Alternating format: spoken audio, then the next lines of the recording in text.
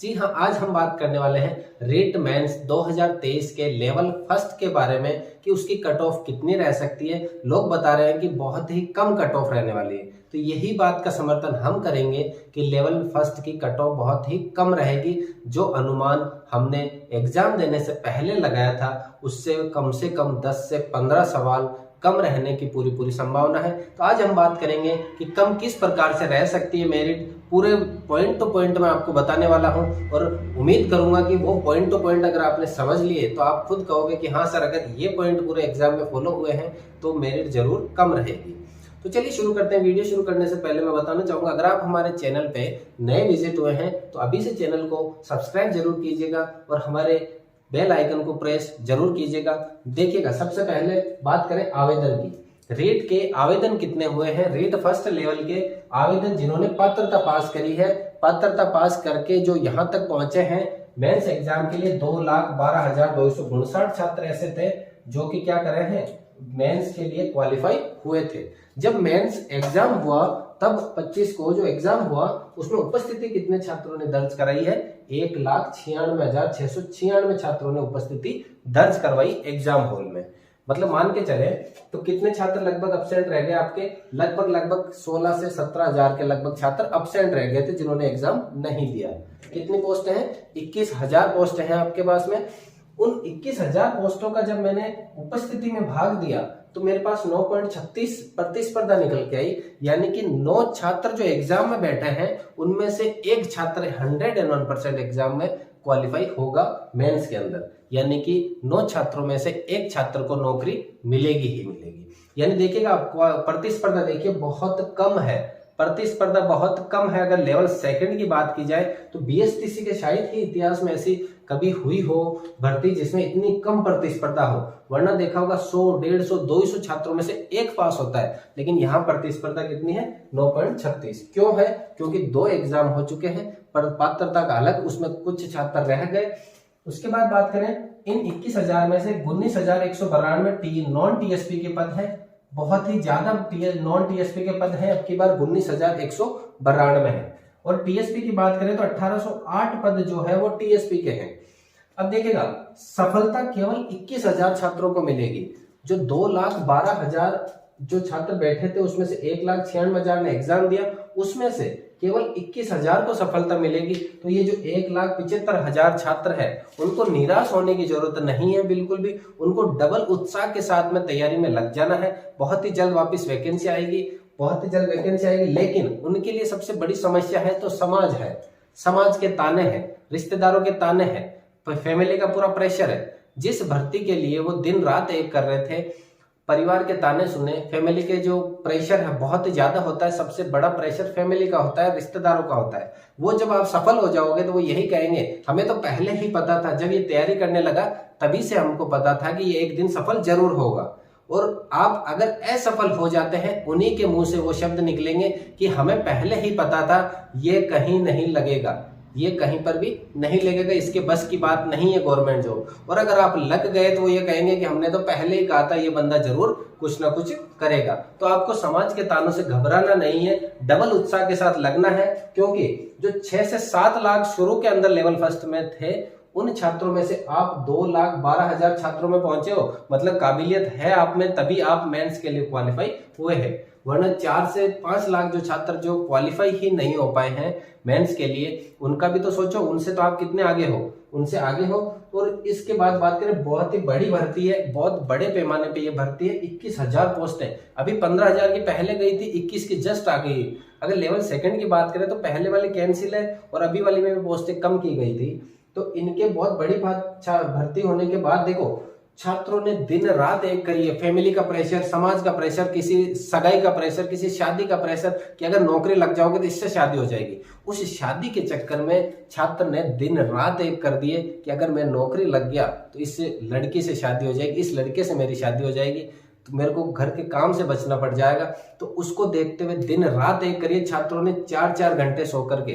कुछ छात्र तो ऐसे हैं जो मतलब एंड टाइम पे मतलब टैबलेट लेकर सोने का काम करते थे कि उनको नींद नहीं आती थी। लेकिन जब एग्जाम हॉल में पहुंचे तो ना तो पेपर सरल था, ना तो पेपर सरल था और ना ही कंपटीशन हद से ज्यादा था। तो पहली बात करें, पेपर बिल्कुल भी सरल नहीं था। इतना भी शुरू के जब सवाल खोलने बैठे तो ऐसा लगा कि भाई साहब मेरिट तो बहुत ही हाई जाएगी, क्योंकि जैसे ही जीके के सवाल खोले, जीके बिल्कुल सरल सवाल थे, बिल्कुल सरल सवाल थे। ऐसा भी नहीं कि हर एक सवाल सरल था। इसके बाद बात करेंगे कौन कौन से सवाल मुश्किल थे, किन किन सवालों पे आपके आपत्तियां लगी है, ज्यादा आपत्तियां किस पे लगी है, उन आपत्तियों के आधार पर पूरा अंक निर्धारण कैसे होगा, उसके बारे में भी डिटेल से बात करेंगे। तो जो पर्सन जो सरल थे ना, वो बहुत ही ज्यादा सरल थे, वो बहुत ही ज्यादा सरल थे। लेकिन जो कठिन प्रश्न थे ना, वो बहुत ही ज्यादा कठिन थे। तो लेवल की बात करें तो न तो सरल लेवल था पेपर का, न कठिन लेवल था, मीडियम साइज का लेवल था। लेकिन जो छात्र कह रहे हैं ना कि पिछली बार 130 मेरिट गई थी, इस बार तो आपने अटेंड ही 130 करे, पिछली बार माइनस मार्किंग नहीं थी, पेपर हद से ज्यादा सरल था। लेकिन इस बार की बात करें, पेपर टफ था और माइनस मार्किंग और थी। उस जो सरल सवाल शुरू के अंदर मिले आपको, पेपर का लेवल सरल और कठिन दोनों स्तर का था। और कठिन की बात करें तो कठिन के सवाल वो आए थे जो आपको कहीं पर भी देखने को नहीं मिले, कहीं पर भी देखने को नहीं मिले, वो सवाल कठिन सवाल निकल कर आए। आपको एक सवाल, जैसे कि मान के चले अभी इसके अंदर अगर 15 सवाल कठिन थे, तो 15 के 15 सवाल, ऐसी एक भी गाइड नहीं है जिसमें वो 15 के 15 कठिन सवाल मिल जाए। मतलब उन सवालों के आंसर निकालने के लिए हमें अलग अलग गाइडों का प्रयोग लेना पड़ा कि ये प्रश्न कौन सी गाइड में मिलेगा, यहाँ इस गाइड में नहीं है तो इस गाइड में मिलेगा। मतलब पेपर सरल के साथ साथ कठिन भी था। कठिन इतना था कि उन सवालों को तो छात्र टच ही नहीं कर पाए। साहित्य की बात करें, आईसीटी की बात करें, लेवल बहुत ज्यादा कठिन था उनका, बहुत ही ज्यादा कठिन था। 5-5 सवालों में से छात्र 1 से 2 सवाल तक भी नहीं पहुंच पा रहे थे। बीएस इसके बाद बात करें, देखो इसी पूरी लेवल फर्स्ट के अंदर कुछ छात्र ऐसे भी थे, कुछ छात्र ऐसे भी थे जो प्रथम वर्ष के छात्र थे, जो सम्मिलित तो हैं, लेकिन जब रिजल्ट नहीं आएगा उनका फाइनल ईयर का, तो उस दौड़ से बाहर हो जाएंगे।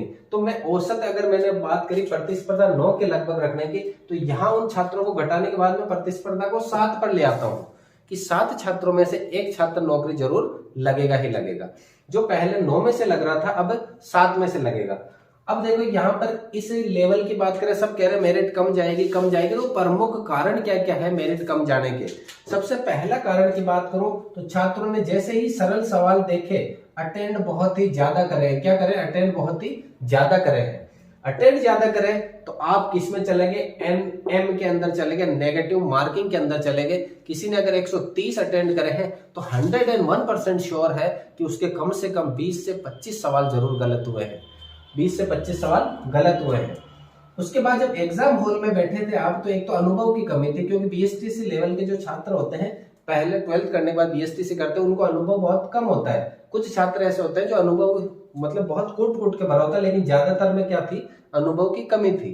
बड़ी भर्ती का दबाव था कि इतनी बड़ी भर्ती अगर यहाँ नहीं हुआ तो कहीं पर भी अपना नहीं होगा, तो बड़ी भर्ती का भी दबाव था। उसके साथ सबसे बड़ा दबाव था फैमिली का दबाव, कि अगर इस भर्ती में नहीं लगे तो फिर अब दूसरी कोई जॉब ही पकड़ लेना, सूरत चले जाना, वहां चले जाना, लेकिन अब गवर्नमेंट जॉब की तैयारी नहीं करनी है। साथ में रिश्तेदारों के जो ताने थे, सबसे ज्यादा पड़ोसियों के ताने, घर से बाहर निकलो और भाई साहब कितने नंबर बन रहे हैं, अरे यार इतने पे तो नहीं होगा तुम्हारा। उनका ये कहना इतने पे तो नहीं होगा तुम्हारा, अपने माइंड में टेंशन दे जाता है। उस टेंशन को अपन को लेना ही नहीं है। भगवान ने 2 कान दिए आपको, दोनों के दोनों सुनने के लिए नहीं दिए। कभी कभी ऐसा भी होता है कि इस कान से सुनना है आपको, इस कान से बाहर निकाल देना है। अगर इससे सुन के इससे बाहर निकाल दोगे, जो काम की चीज नहीं है उसे, तो जिंदगी में बहुत आगे तक जाओगे। और अगर आपने इस कान से सुनने के बाद में इस कान के अंदर ही रख ली वो बात जो नहीं रखनी चाहिए थी, तो ध्यान देना माइंडली बहुत प्रेशर हो जाओगे और मेंटली बहुत ज्यादा डिस्टर्ब हो जाओगे। तो अब बात करें फैमिली दबाव के बाद बात करें, सिलेबस बिल्कुल नया था। सिलेबस क्या था? बिल्कुल ही नया था। सिलेबस नया था, जीके बहुत ही ज्यादा वेटेज कर दिया गया, आईसीटी नहीं जोड़ दी गई, कंप्यूटर करंट के सवाल जोड़ दिए गए, साहित्य, राजस्थान साहित्य ने बहुत बड़ा रोल निभाया है। जो सिटी के छात्र थे उनको सवाल ही समझ नहीं आए, सवाल ही समझ नहीं आए। मतलब मारवाड़ी भाषा के अंदर जो सवाल दिए हुए थे, राजस्थानी भाषा के अंदर सवाल दिए हुए थे, वो सिटी के जो छात्र थे उनको सवाल समझ में नहीं आए कि करना क्या है। बीसल देवरो संबंध कौन सा ग्रंथ सु है, कौन सा सु है, मतलब ऐसे सवाल जो लैंग्वेज ऐसी प्रयोग में ली गई, सिटी के छात्र उस लैंग्वेज से उन सवालों को अटेंड ही नहीं किया उन्होंने, और अटेंड करा तो बीसल देवरासो तो बहुत ही आपत्तियों वाला सवाल है। सबसे ज्यादा आपत्तियां इसी प्रश्न पर लगी है। अब बात करें जो एग्जाम होने के पहले, जैसे कि एग्जाम के अंदर अपन बैठते हैं तो अपन ने पेपर सरल देखा कि ये तो सरल है, और अपन ने सोच लिया, माइंड में सोच लिया कि 130 से मेरिट कम नहीं रहेगी, 130 सवालों से मेरिट कम नहीं रहेगी। लेकिन जैसे ही एग्जाम हॉल से बाहर पहुंचे अपन, फिर पता चले यार 5-6 सवाल तो अपने गलत हो गए, अपन 120-25 तक तो है, 120 तक तो है। लेकिन जैसे जैसे बस में बैठ के या अपने वाहनों के द्वारा जैसे घर पे पहुंचे, रास्ते में किसी से बात करी और करी, अरे यार ये तो 110 पे रह गया, अपन 110 पे रह गया। लेकिन जब अपन ने किसी कोचिंग संस्थान की शाम को बैठ के आंसर की मिलाई, अरे यार अपने तो 105 ही सही हो रहे, 105 सही हो रहे। लेकिन जब ऑफिशियली आंसर की आई तो वो 105 सवाल जिनके सही हो रहे थे वो 100 के अंदर चले गए, वो 100 के अंदर चले गए। तो कहां हम एग्जाम में बैठे बैठे 130 कर रहे थे और कहां हम 100 के अंदर चले गए हैं। तो अगर मैं बात करूं ना, ओवरऑल बात करूं तो 100 से ऊपर की तरफ बहुत ही कम छात्र है। मैंने कम से कम काफी छात्रों से बात करी जो हमारे कोचिंग से हैं, हमारे लाइब्रेरी में जो आते हैं, जो इंटेलिजेंट बंदे थे, उनके किसी के 97 है, किसी के 95 है, किसी के 104 थे लेकिन वो आज 97 पे है, किसी के 97 थे तो वो 91 पे है। मतलब बहुत ही इंटेलिजेंट छात्रों की मैं बात कर रहा हूँ। वो छात्र 100 से कम है तो देखिएगा 100 से ऊपर बहुत कम छात्र मिलेंगे आपको। इसके बाद बात करें आपत्ति वाले सवालों की। अगर मैं आपत्ति वाले सवालों की बात करूं, 5 से 6 सवाल है जिन पे हद से ज्यादा आपत्तियां लगी है।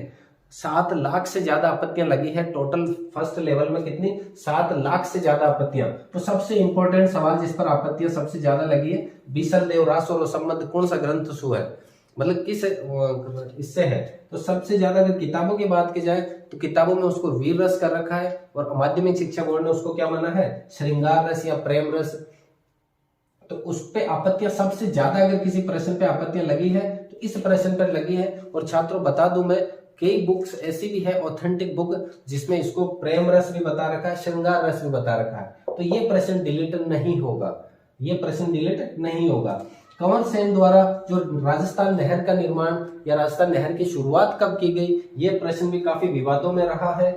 130 छात्रों पर अध्यापक की नियुक्ति कितनी होगी? आरटी के तहत 4 छात्रों को 4 टीचर की नियुक्ति कर रखी है, लेकिन किसी ने कईयों ने उसको प्रधानाध्यापक को भी अध्यापक, ध्यान रखना उसमें अध्यापक नाम था, इस पर आपत्तियां लगाई है कि लैंग्वेज थोड़ी सी सही नहीं थी। अब वो बोर्ड का काम है कि बोर्ड बैठेगा पूरा, अपने विभिन्न प्रकार के उनके टीचर्स बैठेंगे, उन टीचरों की पूरी कमेटी बैठेगी, उस कमेटी के आधार पर वो निर्णय लेंगे कि इस सवाल की लैंग्वेज सही है या नहीं है। फिर बात करें मरु राष्ट्रीय उद्यान। मरु राष्ट्रीय उद्यान जो जैसलमेर और बाड़मेर के अंदर फैला हुआ है, उसके अंदर सवाल था कि मरु राष्ट्रीय उद्यान का संबंध किससे है। लैंग्वेज काफी अलग थी, इसके ऑप्शन काफी अलग थे। खिलाड़ी का एक सवाल आया था जिसमें कहा गया था पद्म पुरस्कार से संबंधित राजस्थानी खिलाड़ी, ऐसा कुछ सवाल था। तो ये 2 सवाल ऐसे हैं जिन पर लैंग्वेज का बहुत ज्यादा इस्तेमाल, फर्क पड़ रहा है लैंग्वेज का। उस लैंग्वेज की वजह से वो प्रश्न, ये 2 प्रश्न डिलीट होने की पूरी संभावना है। बाकी ये 4 सवाल ऐसे हैं, 3 सवाल और भी बहुत सारे सवाल हैं, कम से कम 15 से 20 सवाल ऐसे हैं जो लेवल भी अलग था उनका। लेकिन ये 5 सवाल मैंने वो लिए जिन पे सबसे ज्यादा आपत्तियां लगी है। हमने ग्रुप में जब मैसेज करे तो इन्हीं 5 पर ज्यादा आपत्तियों के सवाल आ रहे थे कि इन पर आपत्तियां ज्यादा लगी है, सबसे ज्यादा बीसल देव वाले पे। तो ये 3 सवाल तो ऐसे हैं जबकि मुझे लगता है शायद ही डिलीट करे बोर्ड, लेकिन ये 2 सवाल लैंग्वेज के मद्देनजर रखते हुए डिलीट हो सकते हैं। और अगर प्रश्न डिलीट होते हैं तो अंक का निर्धारण किस प्रकार से किया जाएगा, आपके अंकों में निर्धारण का क्या फर्क पड़ेगा, उसके बारे में बात करते हैं। यदि आपने जैसे कि अटेंड 120 करे हैं, पहली बात तो देखो, अगर किसी के 300 प्रश्न है, 300 नंबर है और 150 प्रश्न, यानी प्रत्येक सवाल कितने अंक का हो गया? 2 अंक का प्रत्येक सवाल हो गया। अब अगर 2 प्रश्न डिलीट कर दिए बोर्ड ने क्या करा, 2 प्रश्न डिलीट कर दिए, यानी 300 अंक 300 ही रहेंगे। लेकिन अब प्रश्नों की संख्या कितनी हो गई है? 148 हो गई। तो अब जो पहले 2 नंबर का सवाल था, अब वो कितने का हो गया? 2.02 का हो गया। कितने का हो गया? 2.02 का हो गया। अब यानी कि कोई सवाल आपके सही होता है तो उसके आपके 2.02 नंबर मिलेंगे, 2.02 7 नंबर मिलेंगे। अब देखो किस प्रकार से, जैसे कि अगर आपने अटेंड 120 सवाल करे हैं, 120 सवाल अटेंड करे हैं और 110 सवाल आपके सही है, 110 सवाल आपके सही है, और वो जो 10 प्रश्न है आपने गलत करे हैं, तो अंकों का निर्धारण किस प्रकार से होगा? पहला तो सही प्रश्न गुणा अंक भार। क्या करेंगे? सही प्रश्न गुणा अंक भार माइनस गलत प्रश्न गुणा अंक भार। सही प्रश्न सही प्रश्न कितने हैं उनको गुणा करेंगे। अंक भार कितना है, अंक भार सही प्रश्न का कितना हो जाएगा 2.02 होगा। कितना होगा 2.02। गलत प्रश्न का अंक भार कितना होगा 0.33 या 1/3। जैसे कि सही प्रश्न आपके कितने हैं 110 है, अंक भार कितना हो जाएगा 2.02, माइनस करना है गलत प्रश्न कितने करें आपने 10, गुणा करेंगे अंक भार जब इसका करेंगे तो आ जाएगा अपने 1/3। और इस प्रकार से जब इसके नंबर की बात करें तो वैसे 220 के लगभग होते हैं, लेकिन वैसे कितने नंबर हो जाएंगे आपके 224-25 के लगभग हो जाएंगे, 222-23 के लगभग नंबर हो जाएंगे अगर इनको काट पीट के करते हैं। 110 को 2.02 से करते हैं, माइनस करते हैं 10 गुणा 1/3 यानी कि 3.33 नंबर वापस कम हो जाएंगे जो अपने गलत हुए हैं। तो अंकों का निर्धारण आप समझ चुके होंगे। प्रश्न डिलीट होने के बाद में ये नहीं है कि आपके 4 प्रश्न डिलीट हो गए बोर्ड से तो 4 यानी कि 8 नंबर कम हो जाएंगे, 292 नहीं रहेंगे, नंबर वो के वही रहेंगे 300, लेकिन जो उनका भाग है पहले 150 का जा रहा था, अगर 4 गलत हो गए तो वो भाग 146 का जाएगा और 146 के आधार पे वो परसेंटेज निकलेंगे कि आपके 4 प्रश्न गलत है तो जो 2.02 की जगह कितने गलत सही प्रश्नों को उसी अंक भार से गुणा कर दिया जाएगा। तो ये तो थे अपने प्रमुख कारण। इसके बाद बात करते हैं कुछ कठिन सवालों की। कठिन सवालों के बाद बात करेंगे अपन टीएसपी एरिया की मेरिट किस प्रकार रह सकती है, नॉन टीएसपी की मेरिट कितनी रह सकती है। तो अगर आप हमारे चैनल पे विजिट कर रहे हैं, नए छात्र हैं, तो हमारे चैनल को अभी से सब्सक्राइब जरूर कीजिएगा।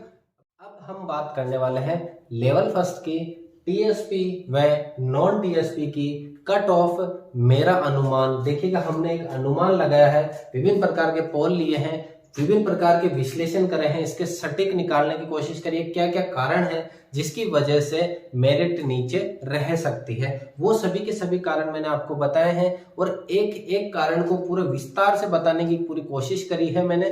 तो चलिए अब शुरू करते हैं। टीएसपी के अंदर पोस्टें कितनी है 1808 है, जनरल 794, एससी 74, एसटी 702 पोस्टें हैं। तो सबसे पहले अगर मैं जनरल की बात करूं तो जनरल की मेरिट रहने की पूरी संभावना है 80 से 82, 80 प्लस यानी 80 से लेकर के 82 सवाल। अगर देखो अपन यहाँ बात करेंगे पूरे के पूरे प्रश्नों की, सभी के सभी अंदर बात करेंगे प्रश्नों की। 80 से 82 अगर प्रश्न आपके सही है तो ये मेरिट में बने हुए हैं जनरल के छात्र। एससी की अगर मैं बात करूं तो 65 से 70, एससी की अगर मैं बात करूं तो 65 से 70 रहने की पूरी संभावना है। एसटी की अगर मैं बात करूं तो एसटी की लगभग 62 से 70 के लगभग रहने की संभावना है। देखिए ये एक हम अनुमान लगा रहे हैं, वास्तविकता का इससे लेना देना नहीं है, लेकिन हमने एक विभिन्न प्रकार के जो विश्लेषण करे हैं उनके आधार पे एग्जैक्ट बता रहे हैं कि या तो इससे 1-2 नंबर कम रह सकती है या 1-2 नंबर ज्यादा, लेकिन इतनी भी नहीं है कि हमें बता रहे हैं उससे 10-10 नंबर बहुत ज्यादा चली जाएगी या 10-10 नंबर कम आ जाएगी, ऐसा बिल्कुल भी नहीं है। अब बात करें अपन लोअर डिवीजन की। देखिए लर्निंग डिसेबिलिटी, एलडी का मतलब है लर्निंग डिसेबिलिटी, जो सीखने में असक्षम हो उसकी मेरिट रहने की संभावना है 55 प्लस। टीएसपी के अंदर लर्निंग डिसेबिलिटी यानी कि 55 प्लस। बीएल की बात करते कि हमने यहाँ फुल फॉर्म ब्लाइंड से संबंधित है बीएल, उनकी है 30 से 40 मेरिट रहने की संभावना है टीएसपी के अंदर। एचआई हियरिंग इम्पेयरमेंट यानी कि जो हियरिंग यानी कि स्वर्ण क्षमता से संबंधित है, जो उसके अंदर हो जाएगी आपके 30 से 35। टीएसपी एरिया की बात करें 30 से 35 रहेगी। एसएलडी के फुल फॉर्म की बात करें specific learning disability, specific learning disability की बात करें तो इसकी मेरिट रहने की संभावना है वही 30 से 35 की बात करें। विडो यानी कि विधवा है, उनकी अगर मैं बात करूं तो 60 से 65 रहने की मेरिट है। और डाइवोर्स से वाले हैं उनकी अगर मैं बात करूं तो मेरिट रहने की संभावना है 55 से 60 सवाल।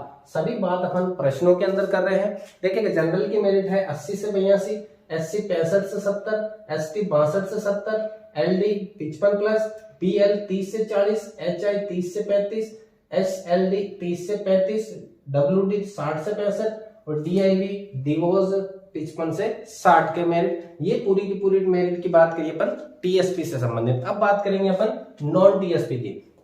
नॉन टीएसपी की बात करो तो टोटल पोस्ट कितनी है अपने पास 19,192 पोस्ट है, बहुत ज्यादा पोस्ट है। इसके बाद इनको डिवाइड किया गया तो जनरल की पोस्ट है 6,896, ईडब्ल्यूएस की है 1742, ओबीसी की 3634, एमबीसी 865, एससी और एसटी की भी है। अगर मैं बात करूं जनरल की यहाँ मेरिट कितने रहने की संभावना है, हमने पिछले वीडियो में जो बताया था वो था मेरिट जो ऑफिशियल आंसर की आई उससे पहले का था। अब ऑफिशियल आंसर की आ चुकी है, मेरिट के अंदर बहुत बड़ा भूचाल आया है, तो उससे संबंधित अगर बात करें तो मेरिट कितनी रह सकती है। तो देखें मेरिट यहाँ पर रहने की पूरी पूरी संभावना है। जनरल की मेरिट 91 लगभग 91 से लेकर के 94 से 95 सवाल अगर किसी के सही है तो वो जनरल वाले मेरिट में बने हुए हैं, कट ऑफ की दौड़ में बने हुए हैं। अब ओबीसी की अगर मैं बात करूं तो ओबीसी की मेरिट की बात करूं तो ओबीसी की है अपने लगभग 1 या 2 नंबर का फर्क रहेगा। 90 से 94 सवाल, 90 से 94 जनरल और ओबीसी में। ओबीसी के अंदर सीटें कम है और छात्र ज्यादा है, जिसकी वजह से ओबीसी की मेरिट लगभग जनरल के आज के समय लगभग पास में ही जाती है या एक ही रहती है। ईडब्ल्यूएस की बात करूं, ईडब्ल्यूएस की यहां से 2 से 3 नंबर कम रहती है, तो लगभग 86 से 90 के लगभग है। 86 से 90 सवाल जिनके ईडब्ल्यूएस के अंदर सही है वो पूरे पूरे रेस में बने हुए हैं। नॉन टीएसपी की बात करें तो एमबीसी की बात मैं करूं तो एमबीसी के लगभग हमने रखा है एमबीसी 85 सवाल, जिसके 85 से लेकर के 88 सवाल सही है। पूरे के पूरे प्रश्नों की बात कर रहे हैं अपन, 88 तक प्रश्न जिसके सही है वो रेस में बना हुआ है और फाइनल सिलेक्शन की दौड़ में है। अब बात मैं करूं एससी की, एससी की अगर मैं बात करूं तो देखिएगा एससी की बात करूं तो 82 से 84 प्रश्न जिसके सही है वो रेस में बना हुआ है। एसटी की बात करूं तो 80 प्लस, लगभग 80 प्लस ने 78, एसटी की बात करूं तो 78 से लेकर के 82 सवाल जिनके सही है वो रेस में बने हुए हैं नॉन टीएसपी की लेवल फर्स्ट के अंदर बात करें तो। अब बात करें अपन डाइवोर्स की, डाइवोर्स की मेरिट रहने की संभावना है लगभग 72 प्लस, डाइवोर्स की है 72 प्लस के लगभग, और विडो की है 60 प्लस। विधवा और डिवोर्स वाले जो 60 प्लस विधवा और डिवोर्स वाले 72 प्लस रहने की पूरी संभावना है लेवल फर्स्ट की कट ऑफ की बात करें तो। अब देखिए स्पेशल कैटेगरी की बात करें, एक्स सर्विसमैन, एक्स सर्विसमैन की बात करो 30 प्लस अगर जिसके हैं, एक्स सर्विसमैन हो, बीएसटीसी लेवल फर्स्ट में हो और उसके अगर 30 सवाल भी सही हो रहे हैं तो उनका फाइनल सिलेक्शन जरूर होगा। अब स्पेशल कैटेगरी की बात करते हैं अपन। स्पेशल कैटेगरी में सबसे पहले आपके आता है लर्निंग डिसेबिलिटी। लर्निंग डिसेबिलिटी सीखने करने में असक्षम है, उनकी मेरिट रहने की संभावना है 70 प्लस। लर्निंग डिसेबिलिटी की बात करें तो 70 प्लस रहने की पूरी पूरी संभावना है। इसके बाद बात करें बीएल, बीएल की बात करें ब्लाइंड वाले की तो 40 प्लस रहने की पूरी पूरी संभावना है, 40 प्लस। अब बात करें एचआई, एचआई की बात करें हियरिंग इम्प्रूवमेंट, इसकी अगर मैं बात करूं तो इसकी मेरिट रहने की संभावना है आपके 45 प्लस। कितनी मेरिट रहने की संभावना है? 45 plus. SLD specific learning disability की अगर मैं बात करूं तो मेरिट रहने की पूरी पूरी संभावना है मित्रों यहाँ पे लगभग वापस 40 प्लस, यानी 40 से ऊपर की तरफ। तो देखिए कि ये हमने स्पेशल वालों की भी बताई है, टीएसपी की भी बता दी है, नॉन टीएसपी की भी बता दी है, एकदम एग्जैक्ट आपको क्यों मेरिट इतनी कम रह सकती है वो सभी के सभी कारण भी बता दिए हैं। तो अगर आपको हमारी क्लास पसंद आई है, तो हमारा वीडियो पसंद आया है तो प्लीज वीडियो को लाइक कीजिएगा, दोस्तों के साथ शेयर कीजिएगा और चैनल को सब्सक्राइब जरूर कीजिएगा। मिलते हैं अगली क्लास में इसी प्रकार के एक महत्वपूर्ण वीडियो के साथ में, तब तक के लिए जय हिंद, वंदे।